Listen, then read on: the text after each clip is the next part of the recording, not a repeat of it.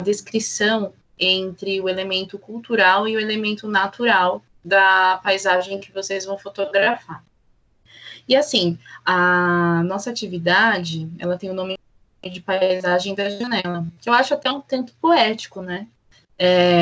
E assim, eu pensei nesse nome diante da situação que nós estamos vivendo, onde a gente tem que ficar em casa, né, em distanciamento social por conta da condição de uma pandemia advinda aí do Covid-19, né?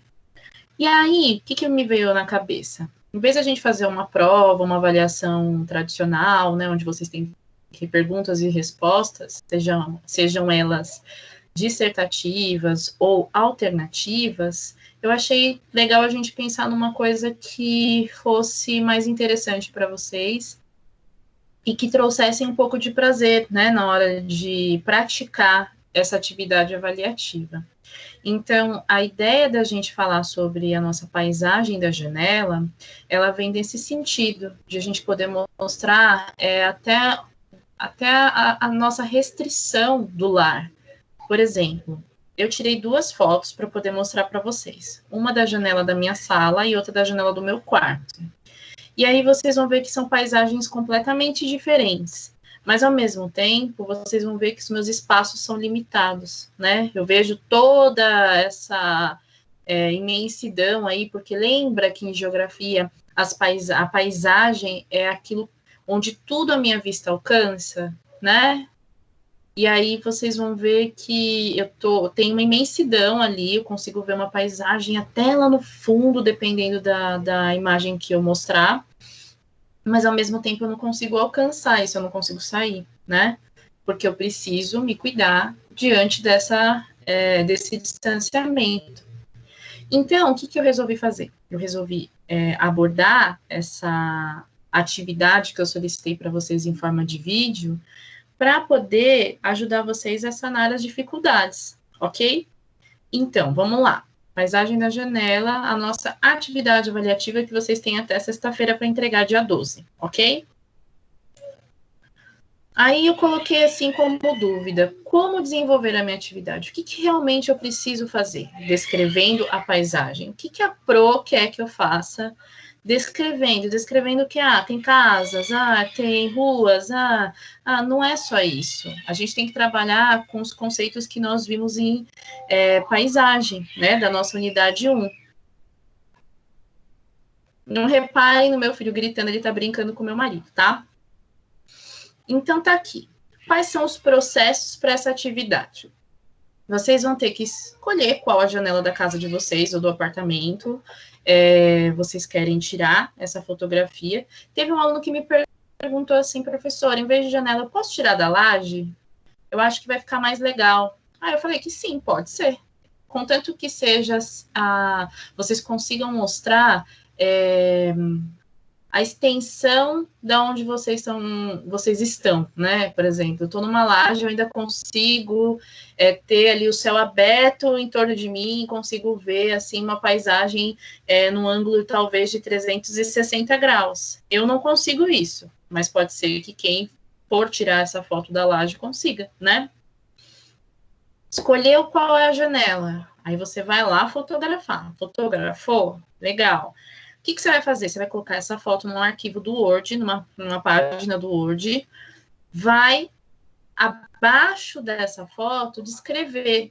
Na hora que você for descrever, você vai descrever quais são os elementos que estão presentes aí. Professora, quais elementos? Que elementos? O elemento natural, o elemento cultural. O que são os elementos natural e cultural?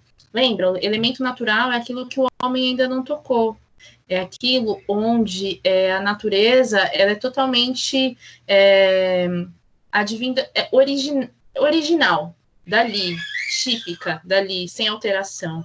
Tem as transformações dela, mas são as transformações naturais, entendem? Transformações advindas aí do tempo. E aí eu tenho os elementos culturais. Os elementos culturais é tudo aquilo que o homem já modificou. E quando a gente fala em elemento cultural e modificação feita pelo homem, a gente tem que entender que essa modificação, ela está relacionada com as ações do homem para a sobrevivência. O homem ele não vai alterar por qualquer coisa. Ah, vou mexer aqui porque acho que aqui vale a pena a gente tirar essa árvore e colocar uma casa. Não é só por isso. O homem ele altera a natureza para sobreviver. Então, por exemplo, lá no período paleolítico, os homens de Neandertal, como que eles faziam para sobreviver? Eles eram nômades, né? Eles tinham que andar, procurar locais para poder caçar e não ficavam parados no mesmo lugar. Quando a gente começa a perceber que eu posso construir objetos que podem me ajudar a caçar, ou que podem me ajudar a me alimentar melhor, tudo começa a mudar, certo? Principalmente quando eu descubro o fogo. E aí, o fogo, ele traz um certo conforto na ideia de que eu tenho uma certa proteção, porque outros animais podem se assustar com esse novo objeto, né? E eu também consigo cozinhar meu alimento e me aquecer. Então, eu não preciso mais ficar mudando de lugar. Então, a partir do momento que o homem começa a ficar situado em um lugar só, e aí ele percebe que ele tem aparatos, objetos específicos para esse tipo de sobrevivência, o que vai acontecer? Eu vou começar a transformar essa paisagem onde eu vivo, entende? E isso vai ser para o resto da vida. Então, por exemplo, eu sempre dou como exemplo a cidade de Osasco, como foi alterada a paisagem aqui. Antes a gente tinha grandes extensões verdes aí, e vários sítios, né? E aí, de repente, empresas e indústrias começam a vir para cá, porque o terreno é mais barato, é mais viável, então, de repente, começam pessoas a vir morar mais para cá, e aí as alterações começam a aumentar. Então, tudo aquilo que era mais rural, né? Que o rural já é cultural, tem que lembrar disso, porque já houve uma alteração, não tem tudo ali original, intocável pelo homem. Essa transformação foi feita por uma questão de sobrevivência, de trabalho, de moradia, certo? Deu para entender até aí, então, as diferenças entre natural e cultural? Espero que sim, porque isso a gente viu bem no começo do nosso conteúdo, que é um conteúdo muito extenso da unidade 1, e é muito importante a gente compreender esses dois tipos de elemento para a gente conseguir entender a importância da paisagem para a geografia e a importância das transformações para todos os âmbitos, sejam eles econômicos, sociais, históricos. Então, isso vai caminhar para o resto dos anos escolares de vocês, não é só no 7º ano que vocês vão ver isso, entende? Quando a gente fala em paisagem, vocês estão trabalhando isso no 7º ano, mas o 1º ano do ensino médio também tá. Aí a gente depois vai falar sobre região. Quando a gente fala em região, o pessoal do 3º ano do ensino médio também está falando sobre região e regionalismo, que é um conceito diferente. Então, a paisagem, ela é importantíssima para a gente aprender outros conceitos da geografia, tá bom? E aí tá lá. Quais as transformações que ocorreram nessa paisagem? É muito importante que vocês deem uma pesquisada a respeito do bairro de vocês. Geralmente a gente encontra isso em sites da prefeitura. Tentem buscar um pouco disso, um pouquinho da história do bairro de vocês, né? Para vocês conseguirem ver até se vocês acham aí outras imagens mais antigas do bairro. E aí conseguir perceber se aconteceu algum tipo de alteração, né? Se a alteração foi muito grande ou não, certo? Essa é a ideia. Então, a primeira imagem que eu trago aqui para vocês é da minha janela da sala, né? Do meu apartamento. E aí vocês estão vendo a descrição, é a minha vista para a Avenida João Del Papa, que é aqui o meu bairro do IAPI, é perto do SESI, tá? De frente praticamente.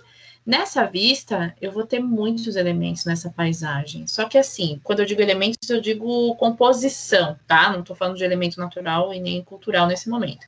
Então, eu vou começar a observar primeiro de perto e depois eu vou analisar ela lá no fundo, ok? Então, de perto eu tenho imagem de algumas janelas do meu prédio. Ah, prédio, professora. Prédio é elemento cultural, foi construído pelo homem, certo? Nossa, professora, quanta imagem de árvores, né? Quanta coisa verde, né? Parte verde, bastante verde. Sim, né? Mas essas árvores, elas são árvores consideradas aí naturais, típicas da região, foram árvores que já estavam aqui, que foram intocadas e permaneceram. São árvores que sempre estiveram aqui antes da nossa chegada? Não. Essas árvores elas foram plantadas quando os condomínios aqui do IAPI foram construídos, né? Então, não são árvores típicas do Brasil, já começa por aí. E então eu vou falar o quê? Que são árvores que pertencem ao elemento cultural, porque foi o homem que plantou, ok?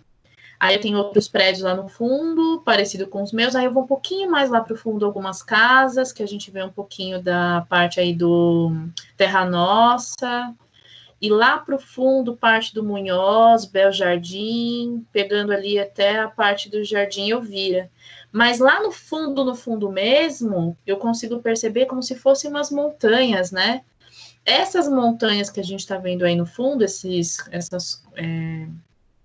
estrutura aí, né, montanhosa, ela faz parte do Pico do Jaraguá. Aí são outros 500. Quando a gente fala do Pico do Jaraguá, eu vou encontrar ainda uma área de vegetação de Mata Atlântica. Nossa, professora, Mata Atlântica, que é típica do estado de São Paulo e parte aí da região sudeste do Brasil, e é um elemento natural. Então, lá no fundão, eu ainda tenho um elemento natural na minha paisagem. Tá vendo? Que legal essa composição, certo? Então, eu vou descrever dessa forma a minha paisagem, ok? Usando os conceitos que eu vi no começo da unidade 1. Aí eu tirei outra foto para vocês verem o outro lado como é diferente, né? Nossa, professora, olha o tamanho dessa árvore. Gente, reparem nesse caminhão. Não é um caminhão pequeno, tá? É um caminhão baú bem grande, por sinal. Olha o tamanho da casa que tem do lado, aqui na parte esquerda. É uma casa até grande também. Essa árvore, ela é imensa. Eu moro no 7º andar. E ela quase alcança a altura que a gente está. É uma árvore centenária, tá? Eu não sei que tipo de árvore é essa. Eu não consegui descobrir. Mas tem muitos cipós nela, assim, é uma árvore bem diferentona. E lá no fundo dessa árvore tem uma casa. Essa casa é muito mais antiga do que a árvore. Então, a pessoa que morava nessa casa foi a pessoa que plantou essa árvore. Ou seja, nossa, professora, era uma árvore centenária, mas não é um elemento natural. Foi plantado pelo homem, então é cultural, certo? Essa árvore menor e as outras composições de vegetação que a gente está encontrando, inclusive, ao fundo aqui tem mais umas áreas em verde, o fundo da policlínica, as árvores que tem na policlínica também não são elementos naturais, é tudo cultural, já foi alteração aí feita pelo homem. Eu vejo o condomínio Flamboyant e o Acácias também do lado, lá que também é parte do IAPI, vejo a torre eu acho que é da Policlínica, se não me engano, tem a escola estadual, que eu esqueci o nome agora, Walter, se não me engano. E lá para o fundo eu consigo ver parte da cidade de São Paulo já, que é ali, como que é, Leopoldina. Isso, pega parte do Butantã e Leopoldina, então uma composição aí de prédios bem grandes. Consigo ver também uma parte mais próxima aos dois prédios que tem aquelas torres bem grandes, dali da Vila Iara, né? Então, aqui é uma parte totalmente cultural, uma presença, assim, de elementos só culturais, onde foi totalmente alterada essa paisagem. E é muito engraçado a gente falar totalmente alterada, mas, assim, saber que esse terreno que tem na frente da minha casa, ele tem mais de 100 anos, né? Olha a história que interessante. Então, é isso, amores. Essa é a intenção da nossa avaliação. Eu espero que eu tenha ajudado vocês nesse momento e que vocês tenham compreendido um pouco do conteúdo que a gente já viu, né? Porque aí tudo isso vai ajudar a gente a caminhar para falar sobre as alterações da paisagem no formato natural, mesmo como que a paisagem se altera mesmo sem a intervenção do homem, e também vai ajudar a gente na questão dos domínios morfoclimáticos e biomas, tá bom? É isso, eu vou encerrar, espero que vocês tenham gostado, e aí depois eu quero comentários sobre o vídeo para ver se ajudou vocês, tá bom? Vou parar a gravação. Um beijo e até mais.